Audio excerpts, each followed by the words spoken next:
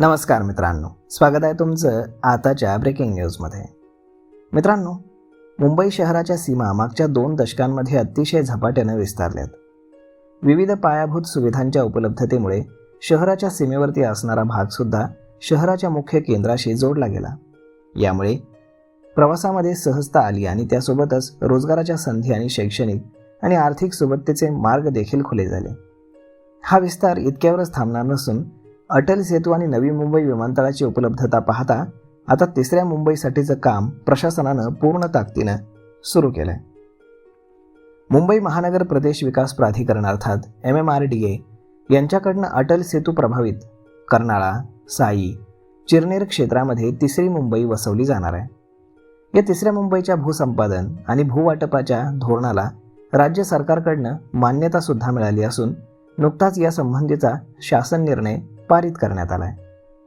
शासन निर्णयानुसार प्रकल्प प्रभावित जमीन ही मालकांना अर्थात प्रकल्पामध्ये ज्यांच्या जमिनी जात आहेत त्यांना 22.5% विकसित भूखंड परतावा दिला जाईल.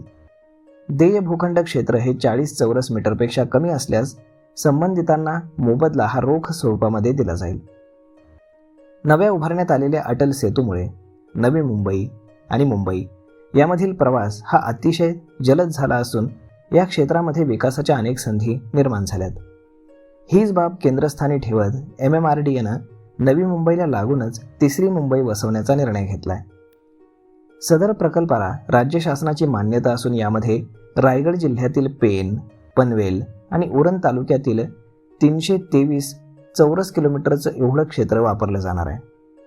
भूसंपादन प्रक्रियेमध्ये अविकसित भागांमधील औद्योगिक विकासासाठी पास थ्रू पॉलिसी लागू करण्यात आली असून त्यानुसार भूसंपादन मोबदल्याच्या किमती, पायाभूत सुविधा, विकसित करण्याचा खर्च हप्त्यामध्ये भूखंडधारकांकडनं वसूल करण्यात येईल. भूसंपादनाचा संपूर्ण खर्च, नोंदणी शुल्क, आस्थापन शुल्क आणि भविष्याचा वाढीव मोबदल्याची ही रक्कम भूखंडधारकांकडनं वसूल केली जाईल. भूवाटपाच्या धोरणानुसार परकीय गुंतवणूकदारांना 3ऱ्या मुंबईमध्ये प्राधान्यानं सशर्त भूखंड वाटप करण्यात येणार आहे, जिथे या गुंतवणूकदारांनी किमान 100 एकरांसाठी 250 कोटी रुपयांची गुंतवणूक 4 वर्षांमध्ये करणं गरजेचं असेल. सर्वसमावेशक भूसंपादन आणि भूवाटप धोरण लागू झाल्यानं 3ऱ्या मुंबईसाठीच्या कामाला लवकरच सुरुवात होणार असून एक सुनियोजित शहर आणि महत्त्वाचं केंद्र येत्या काळामध्ये विकसित होईल. तर मग मित्रांनो, अशा पद्धतीनं आता 3ऱ्या मुंबईसाठी जमीन आरक्षित केली गेली आहे आणि आता इथून पुढे 3ऱ्या मुंबईचं काम देखील जोरानं सुरू होणार आहे.